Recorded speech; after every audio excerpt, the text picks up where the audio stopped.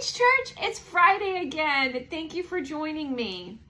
So today's reading was Numbers 22 through 24, and we're going to dive right in. And so I want you to think of these chapters as a supernatural road trip movie. And it's about a king who's trying to hijack God's plan, and he's hiring this hitman, and for the whole thing to backfire, and God always is going to prevail. And so let's dive into chapter 22. So the king of Moab is terrified of the Israelites. So he hires, let's call this a sorcerer. But Balaam is a prophet. So the king hires him to put a curse on the Israelites. And he figures if he can't beat them in battle, that he's going to use black magic to do that. Okay, just keep that in mind. I think that's the wrong move, but we'll see. So Balaam is on this donkey. He knows God, but this man really likes money. As he's riding to meet the king, God sends an angel. And so this angel is in the road, and Balaam's on this donkey, and Balaam can't see. He can't see the angel, but the donkey does. Can you imagine? You're riding, and this thing just stops. Usually we would be looking down to see like if there was a snake or a rodent, and there's nothing. The comedic relief in this is the donkey keeps dodging this angel. Like, you're on the back of this donkey and it's going... And he starts hitting the donkey. Like, what are you doing? He can't see this angel. And finally, God gives the donkey the ability to speak. And he said, hey, why are you hitting me? Haven't I been a good donkey to you all these years? And can you just imagine what he was thinking when this happened? This is why I say God has a little bit of a comedian part of him, or characteristic, as I should say. God was showing him that he was actually being more stubborn and dumb than the donkey. God does that to us. So we go into chapter 23, and we see that the curse fails, right? So Balaam arrives, and the king takes him off to a cliff overlooking the Israelites, and he says, okay, do your thing, curse them. And he opens his mouth to curse them, but only blessings come out. The king is annoyed. I paid you to curse them, not bless them. So the king takes him to a different spot, thinking the vibe was wrong. So he opens his mouth again, and he blesses them even harder. So by this time, think about it. The king is furious. And he tells him to stop talking altogether. And he looks at him, and he says, wow, their camp is beautiful. God is with them. And what are we learning here? That no one can cancel what God has decided to favor. No matter how much money or bad energy someone throws at you, if God has your back, their words just turn into air. So we go into chapter 24. Instead of a curse,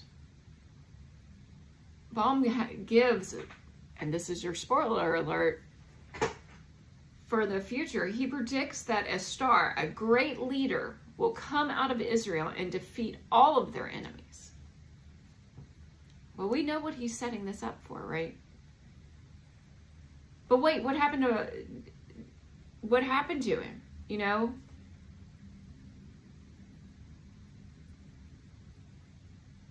So we need to realize, though, even though he was blessing them, God was working through him. He still wasn't exactly a good guy, right? He was doing it because God forced his hand. And this is a reminder that God can use anyone, even a greedy person with a literal donkey, to get his will done, to get his message across. We see that the enemy tried to use spiritual warfare to stop God's people, and he failed. We see the donkey was smarter than the expert. Every time the enemy tried to say something bad about Israel, God put in his own autocorrect, right? And instead of cursing or hurting Israel, he blessed them. I want you to think of this lesson as a spiritual identity theft protection.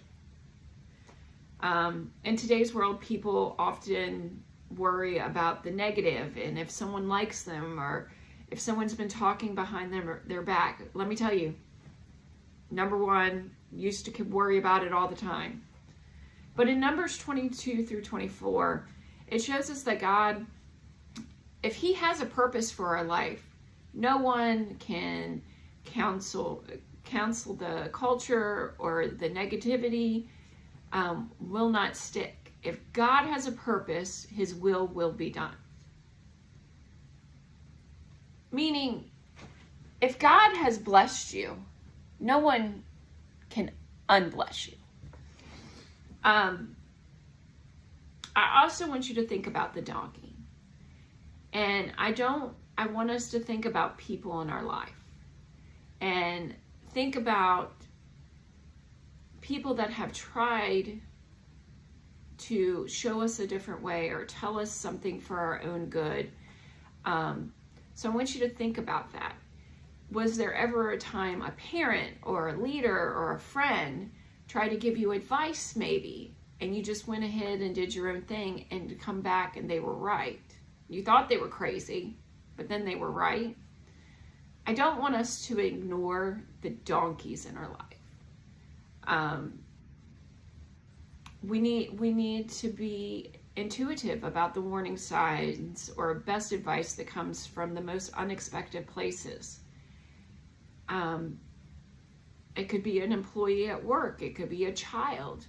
And we might even find this as like an annoyance. But God gives us signs. So just be mindful of that. Do not ignore the donkey in your life. I want you to remember that. I want you to know that no one can hijack a blessing. We often try to manipulate our way into success.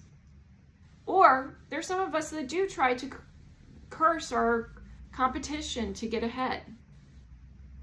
But in this story, it proves that character beats chemistry. You don't need to worry about the people trying to bring you down. If God has a clear blessing for your takeoff, no hater has the authority to ground your flight. Their curse, their hex, just goes away.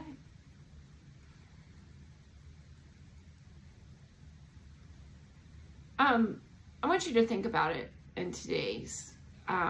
Think about all the celebrities and influencers who are incredibly talented, but have zero integrity behind the scenes. Don't be impressed with someone's platform or talent. Look at their heart. Being a prophet doesn't matter if you still are chasing a paycheck over the truth. Meaning,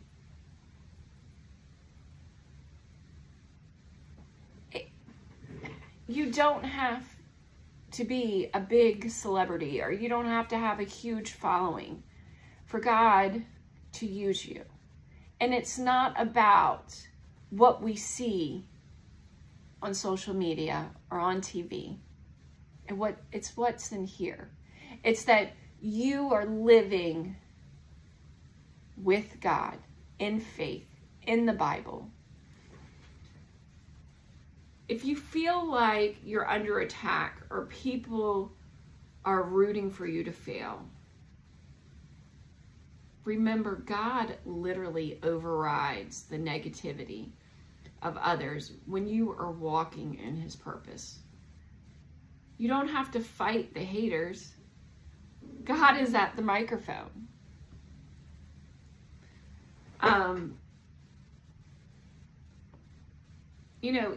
Balaam even eventually realized he couldn't curse Israel. So he tried to get them to curse themselves by making bad choices. No matter how hard we try, we cannot stop God's will. So, when you go throughout this week, number one, as I always say, you wake up in the morning, ask God for his armor and his protection. And as long as we are in step with God, no weapon formed against us will prosper. All right, Beach Church, go out and figure out who the donkeys are in your life. And I will see you back here next Friday.